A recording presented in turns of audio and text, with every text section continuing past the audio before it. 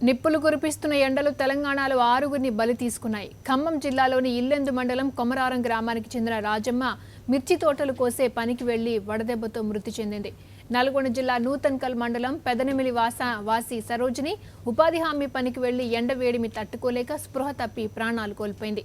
నడిగూడెం మండలం వల్లాపురం వాసి బొందయ్య, వరంగల్ జిల్లా ఖానాపురం మండలం రాగంపేటకు చెందిన ముగిలి సత్యం, వరంగల్ కరీమాబాద్ తోట్లవాడకు చెందిన సారంగపాణి, నల్గొండ జిల్లా హాలియా మండలం పేరూరుకు చెందిన చంద్రయ్య వడదెబ్బతో మృతి చెందారు.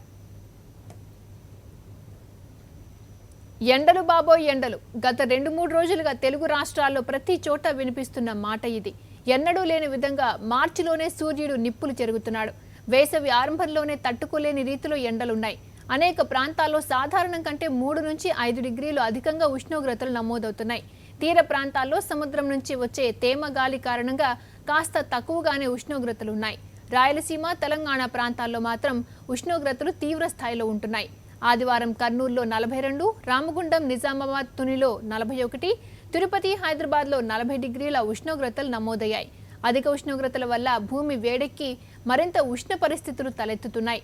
మరో 2-3 రోజులు ఇదే పరిస్థితి కొనసాగే అవకాశం ఉందని వాతావరణ శాఖ అధికారులు చెబుతున్నారు. తర్వాత స్వల్పంగా ఉష్ణోగ్రతలు తగ్గే ఛాన్స్ ఉందని అంచనా వేస్తున్నారు.